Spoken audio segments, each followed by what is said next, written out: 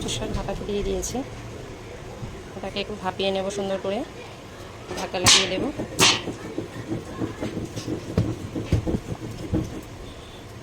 এখানে ভাপিয়ে রাখা কচু শাকগুলো রেখে দিয়েছি। তো কচু শাক রান্না করার জন্য এখানে নিয়েছি কাঁচা লঙ্কা চেরা, রসুন বাটা, পেঁয়াজ, আর এখানে রয়েছে জিরে বাটা। তো দেখতে থাকুন, সঙ্গে থাকুন কেমন রান্না করছি। কড়াই পরিমাণ মতো তেল দিয়ে দেবো।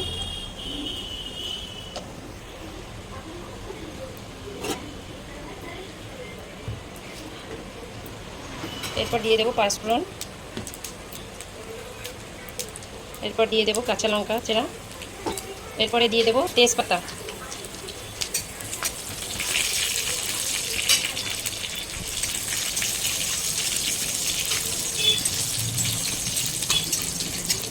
এরপরে দিয়ে দেবো রসুন বাটা,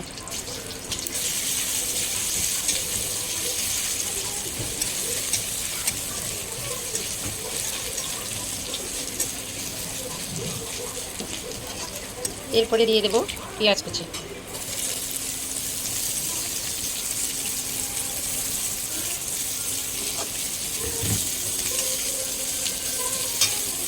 মশলাটি সুন্দর করে ভেজে নেব।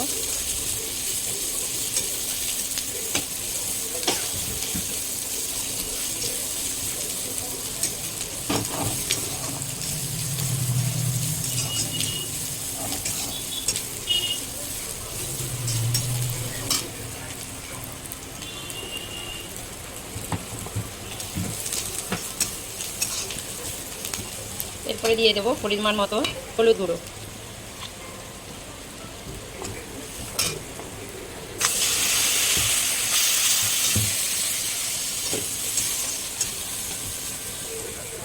একটুখানি জল দিয়ে মশলাটাকে সুন্দরভাবে কষিয়ে নিতে হবে।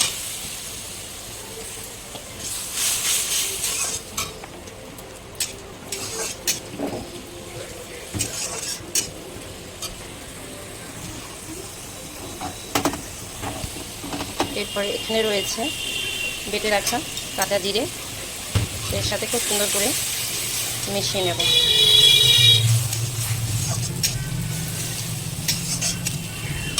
মশলাটা যদি সঠিকভাবে কষানো না হয়, মশলার একটা কাঁচা গন্ধ থেকেই যায়। তো মশলাটাকে সুন্দরভাবে কষিয়ে নিতে হবে।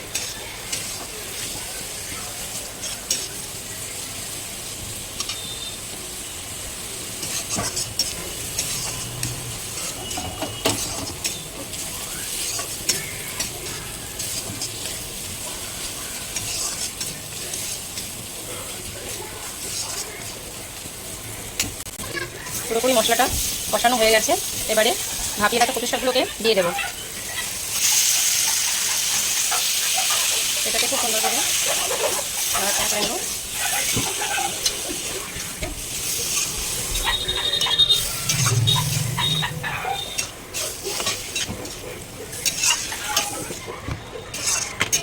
তো এবারে আমরা পরিমাণ মতো লবণ দিয়ে দেবো।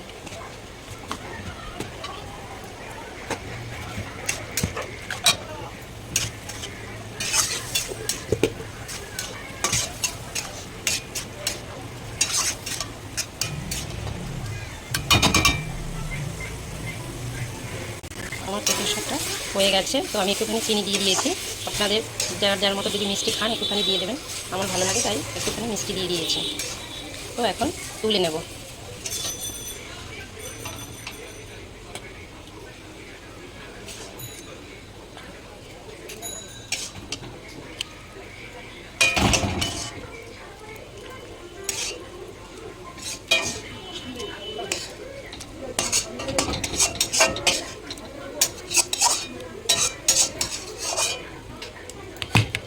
দেখুন শুক্তোটা কত সুন্দর হয়েছে। যদি আপনাদের ভালো লেগে থাকে লাইক কমেন্ট সাবস্ক্রাইব করবেন। তো আজকে চিংড়ি মাছ ছিল না, এই জন্য কচুর সাথে দেওয়া হয়নি, এমনি ঘরোয়াভাবে করা হয়েছে। তো ভালো লাগলে লাইক কমেন্ট সাবস্ক্রাইব করে পাশে থাকবেন। সবাইকে ধন্যবাদ জানিয়ে আজকের ব্লগটি শেষ করছি।